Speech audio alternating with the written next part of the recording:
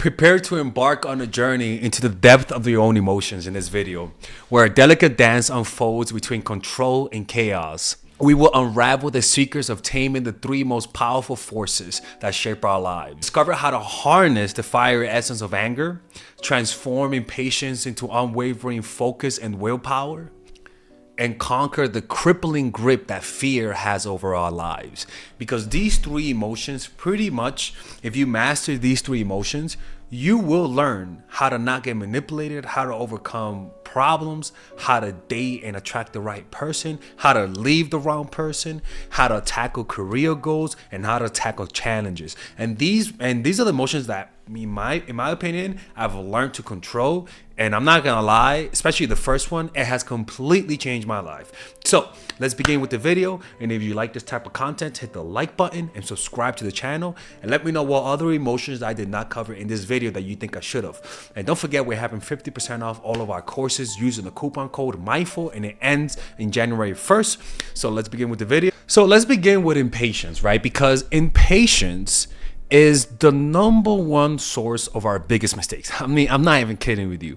For example, when I started doing art, I learned art pretty fast, and I learned that in 3 or 4 years, like how to paint realistically. And this was my strategy: learn slowly.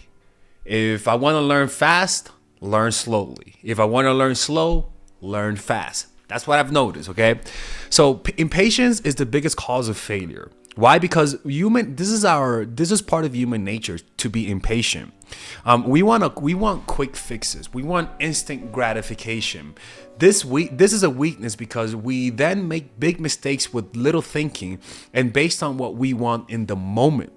So many mistakes come because of lack of impatience. And one of the things that people do is that they understand that human nature is impatient. So what they do to make you make mistakes is to make you impatient. Like a partner pulling away and not responding and forcing you to feel impatient. Like somebody making you wait. All of those things cause you to lose your focus and your control. Where when you get impatient, you stop thinking long term and you start thinking about the short term. By not being patient, you limit all of your options. And in relationships, we do the same as well. So when you want something now, but what's good for you is going to come tomorrow, you're limiting your options, right? Patience allows you to let opportunities come to you. If you know, it's like a spider. A spider's strategy for survival is patience, creating a web, making it right, making it tight, and just waiting, right? If you know how to use time and observe your environment, you have the most powerful tool, which is thinking into the future and formulating a plan based on that understanding. Why? Moving first, initiating the attack, will often put you at a disadvantage. You are exposing your strategy and limiting your options. Instead, discover the power of holding back and letting the other side move first, giving you the flexibility to counterattack from any angle. If your opponents are aggressive, bait them into a rash attack that will leave them in a weak position. Learn to use their impatience, their eagerness to get at you, as a way to throw them off balance and bring them down. In difficult moments, do not despair or retreat. Any situation can be turned around.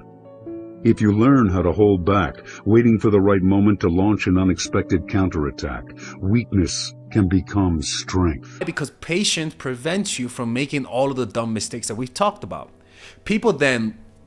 Because of that, people then are drawn, because of our natural impatience, we are drawn to quick fixes, the easy fix.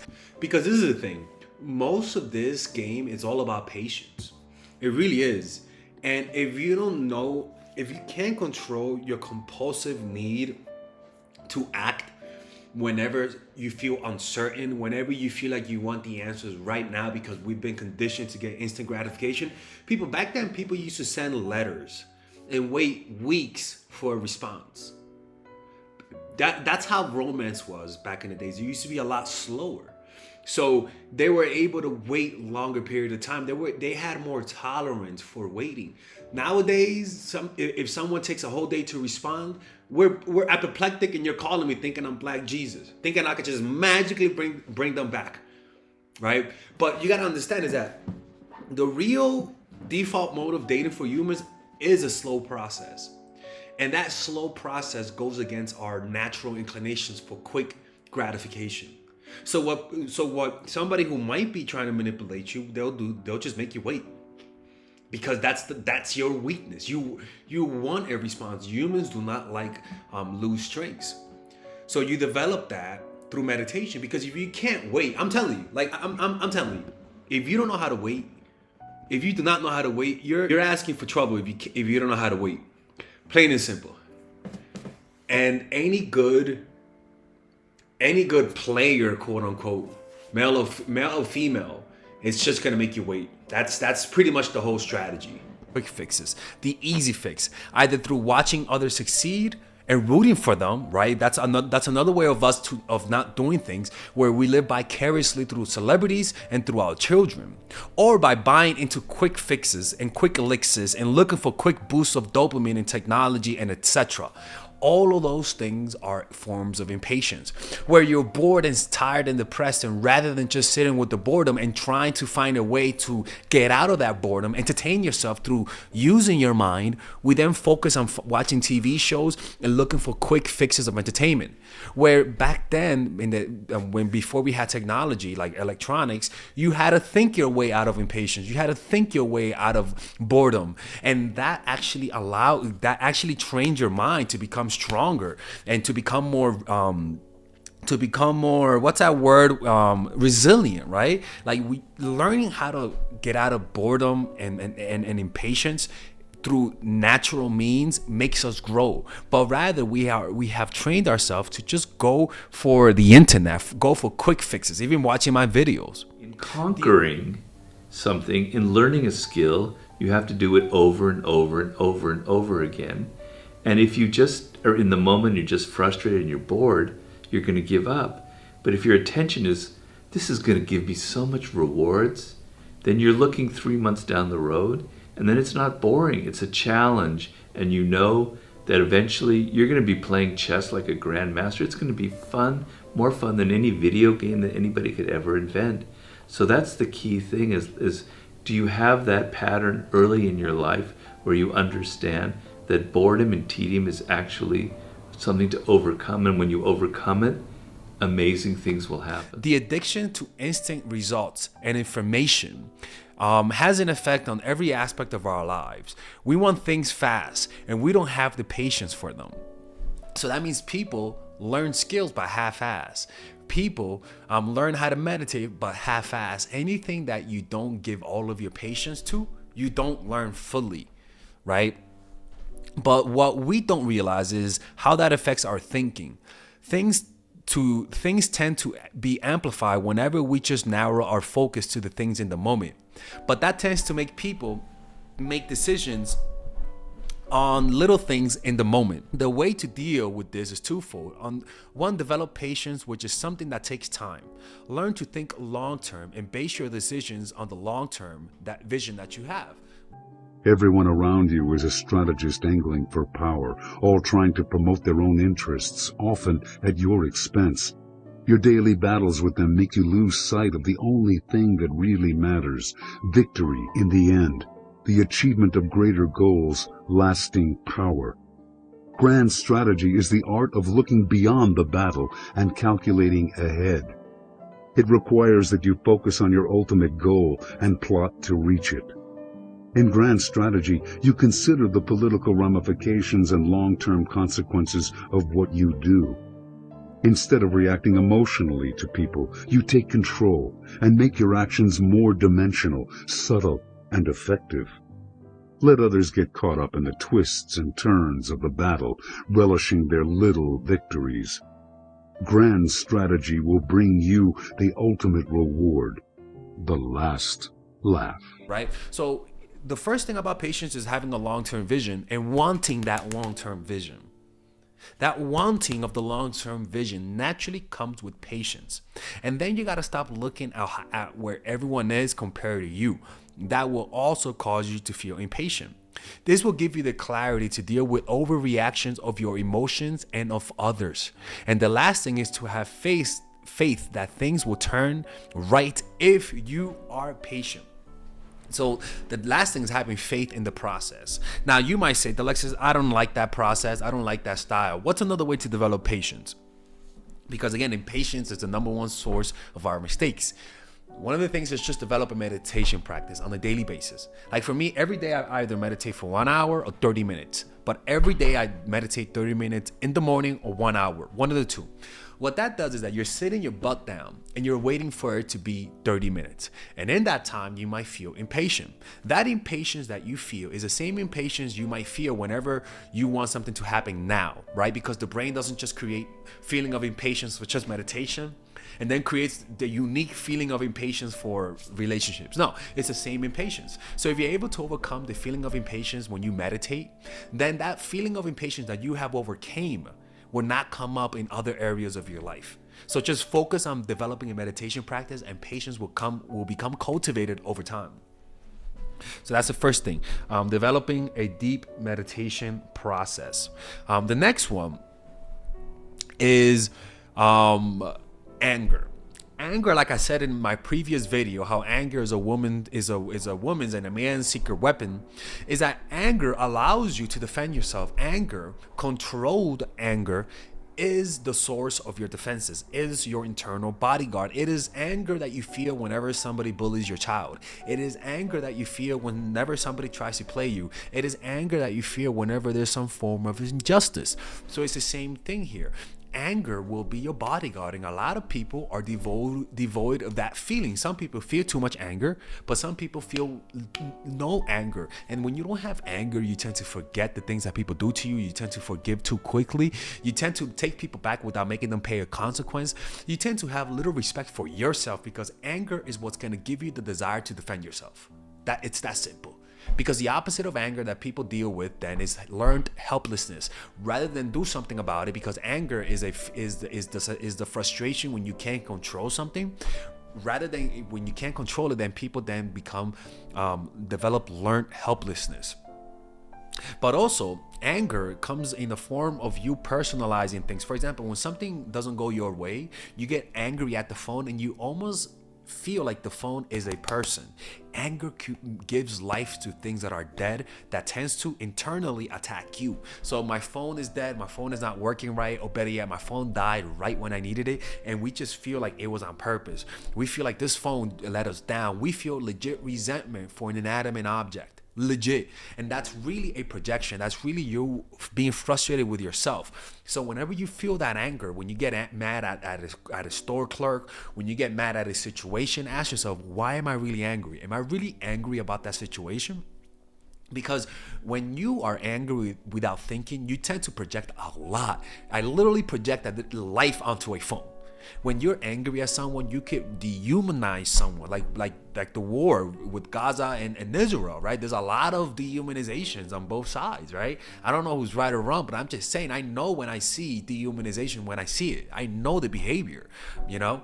So that's one thing. When your anger causes you to personalize things, make enemies out of people, and that makes a problem. That creates a problem. You pay a greater price for being so nice and deferential than for consciously showing your shadow. Realize that at times you must offend and even hurt people who block your path, who have ugly values, who unjustly... Even if you like them, which is the hardest part. This is easy to think about when we are not thinking of somebody that we love. But when we think of somebody that we love, all of a sudden we sort of feel a resistance emerging from our hearts. Criticize you. Use such moments of clear injustice to bring out your shadow and show it proudly. When Norman Mailer first met her in 1960 and she seemed to poke fun at him, he saw that something droll and hard came into her eyes, as if she were a very naughty 8-year-old indeed. And what's funny is that naughty side, or you getting annoyed by people, you usually hide it. And little do we know that by showing our annoyance, people end up liking us more, which is just, you know what I'm saying? Like me, I'm somebody who tries to hide when you're bothering me, because I don't like to make people feel bad.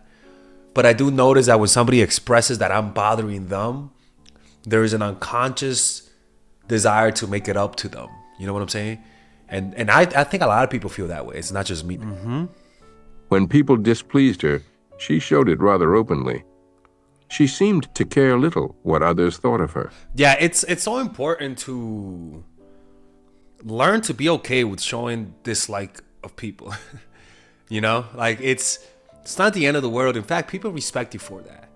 A lot of the times we hide our dislike of people, and we're polite with them. And what I've noticed in my life is that there is nothing wrong with showing dislike. In fact, people respect you for it. In fact, people who you dislike might even like you for it. Yeah, that's what usually happens, man. They get more annoying.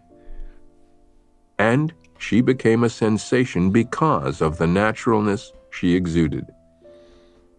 In general, consider this a form of exorcism. Once you show these desires and impulses, they no longer lie hidden in corners of your personality, twisting and operating in secret ways. You're just releasing it. Like how when cows have too much methane inside of them, they put something in here and it causes the methane to be released so that they're not bloated, right?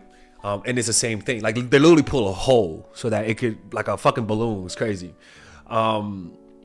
And this is pretty much the same thing. Like we're just bloated with anger. We're bloated because, you see, the bloating happens when we feel like we can't control things. That's what happens. When you feel like you have no control over your life, it makes you angry. Anger comes when you can't control something. And learning to let go and learning to release control releases you of your anger. But unfortunately, before the complete release happens, you have to feel your anger to a certain degree, you know? And the next thing is that when you are angry and you don't control your anger, you tend to do things that are outside of your character. When you're in a group setting and everyone is angry, you're going to feel that anger and you might join the mob, do things that you usually don't do, especially in the group setting, because when you're in a group setting, your personality is lost. Your exaggerated self comes out. Your dark side comes out, actually.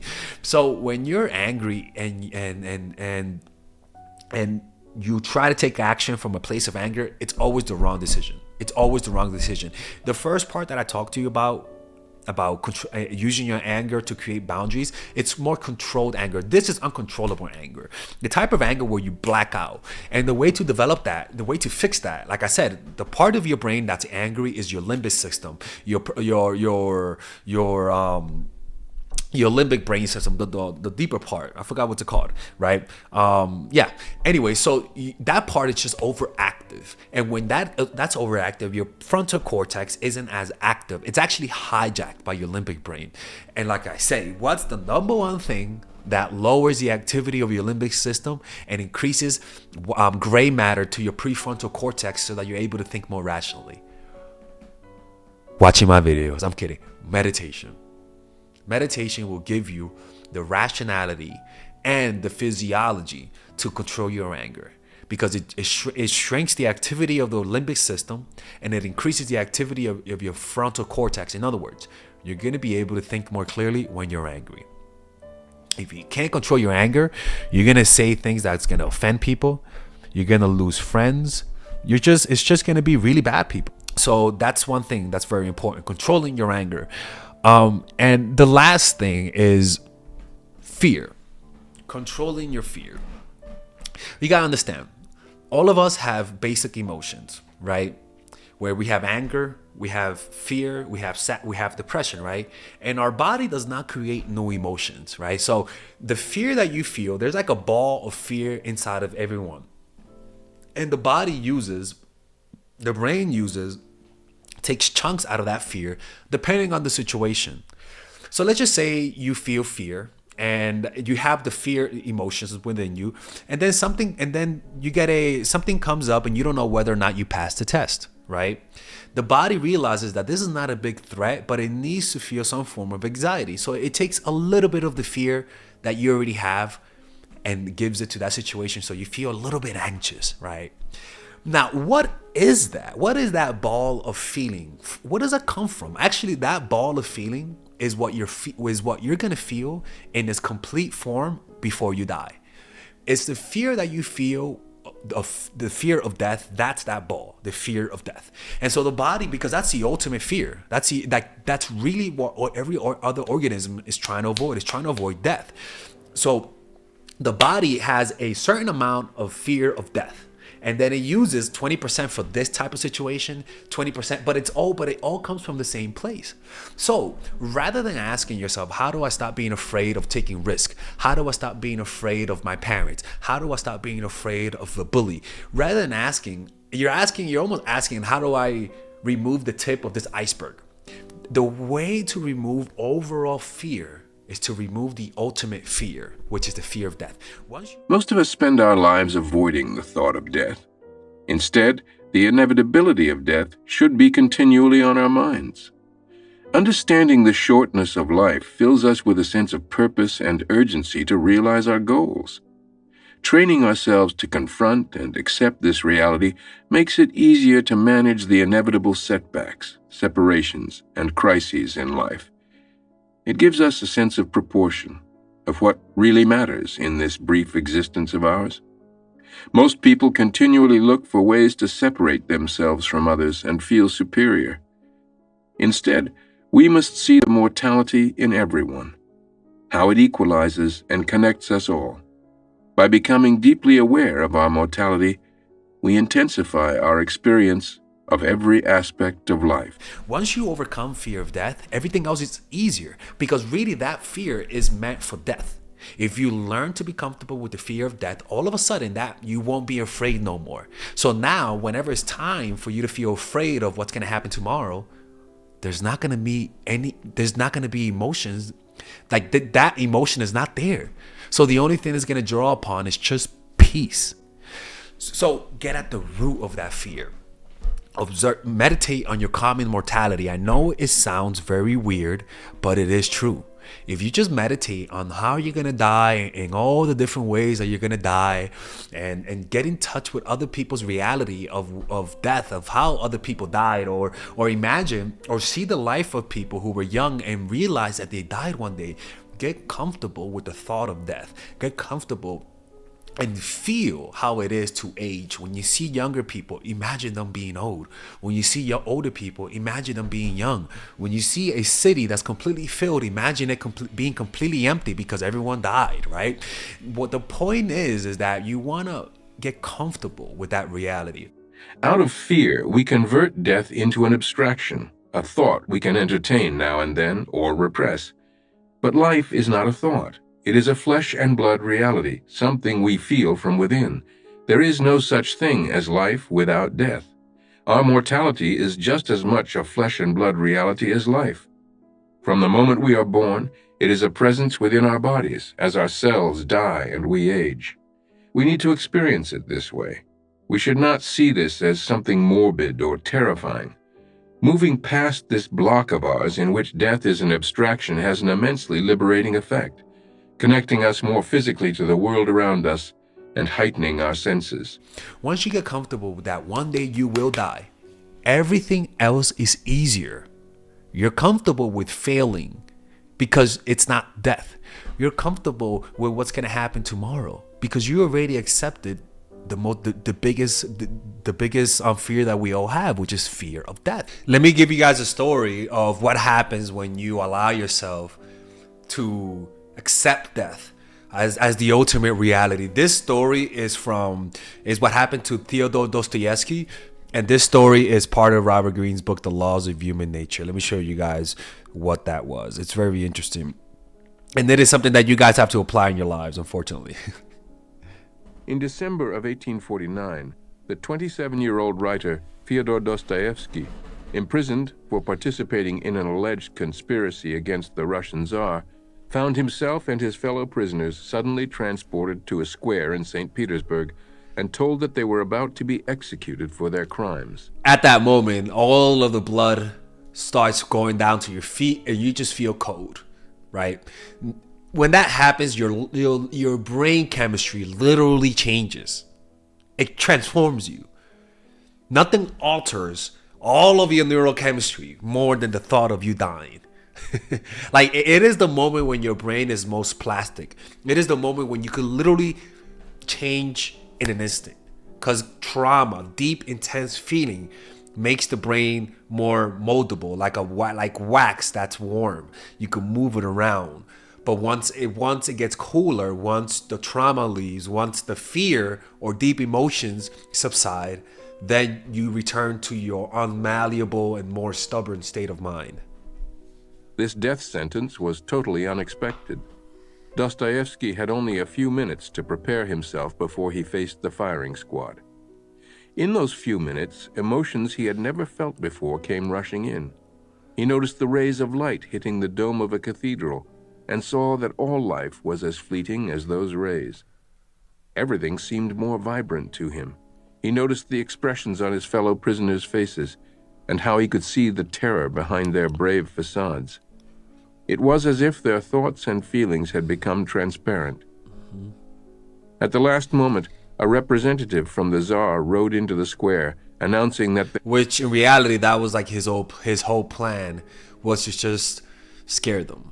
the sentences had been commuted to several years' hard labor in Siberia. Damn. Utterly overwhelmed by his psychological brush with death, Dostoevsky felt reborn, and the experience remained embedded in him for the rest of his life, inspiring new depths of empathy and intensifying his observational powers. Yeah. This has been the experience of others who have been exposed to death in a deep and personal way. And that's the power of it. If you really want to change as a person for the positive, almost die and you'll notice. So when you accept this reality, this fear, accepting death allows you to see the world through the eyes of death. And seeing the world through the eyes of death, there is no fear, people. There is no fear. And let me show you guys a poem that I wrote a few months ago with the help of a friend, people. Okay, I like to write it, but I get help from a friend. He likes to write poetry too, and this is what I got this poem after listening to the book, after reading the book The Death of Ivan Ilyich by Leo Tolstoy. It's a beautiful book, by the way, but this was inspired by him. Let me show you. Seeing the world through the eyes of death allows us to perceive things as they truly are, with an intensity that cuts through illusions. It's akin to watching footage of loved ones who have passed away, evoking a bittersweet longing. Death adds a haunting beauty, revealing the underlying physical reality of our destiny that we often choose to deny. Being aware of our mortality enables us to embrace the raw reality and miraculous brevity of life. We are able to dance with life the songs that death whispers to us. It mirrors the profound experience we will all face in our final moments, where heightened consciousness emerges as we cling to our remaining time in this world, where we see people's faces for who they really are, sense the true essence of the consciousness of our loved ones, and see the world as one through the brotherhood of death. Without the constraints of ego, we absorb the world and amplify its impact. This reality is available to us at every moment, inviting us to contemplate our existence and discover deeper truths, to feel at ease at the thought of our separation with the physical world. It asks us to listen and to sense the fleeting nature of ourselves and our loved ones. The world we live in offers us our countless perspectives to see the world through, numerous realities to experience. You can see the world as a child, as an adult, as a villain, as a hero. However, viewing the world through the eyes of death represents the ultimate reality, the closest proximity to the essence of truth. Similar to how gravity distorts time through the eyes of death, there's no distortion of reality from the ego. It allows us to see things as if it were our last encounter, bringing us eyeball to eyeball without flinching with the nature of reality itself and finding peace in our mortality. Death. Conquer that fear of death through meditation process. Because when you, and this is, I always say, go to a 10-day retreat. When you go to a 10-day retreat, you realize your ego doesn't exist. And the fear of death goes away when your ego realizes that it doesn't exist. And the way to do that is just to observe your thoughts, because your ego is made out of your thoughts. Keep looking at your thoughts. Keep observing your thoughts. Look at it. You literally just start looking at your thoughts through observing the breath. You start looking at your thought through observing the breath, and you start noticing and feeling and sensing how holographic our thoughts are. Once you get to that point, you'll notice there'll come a sense of like liberation, and also you feel a little uncomfortable because you don't feel how you used to feel no more. You stop feeling like the person who you were, and you almost feel like you're like a blank holy slate, like something that's holy, something that's beautiful, and something that is nothing at the same time. That essence is your higher self, is the self that's not afraid of death. When you tap into that, the fear of death goes away. At least depending on how connected you are with that reality, and you do that through a meditation process, people. You don't have to go to a retreat, but I highly recommend you go to a retreat. You can meditate on death. You could do death meditations. You could go on YouTube, or you could purchase my course, Emotional Mastery, where I talk about that. And those are the things that you have to deal with, right? Dealing with death, dealing with impatience, and dealing with anger. You master that. And because think about it, even with anger, right? When you fail and you feel impatient and you fail, you also feel angry, right? So what I'm trying to tell you is that meditation is literally the cure for this. I'm not even kidding. The problem is that it doesn't take like a 5-minute meditation. It takes you meditating consistently for months. You're gonna see results in the first week, right?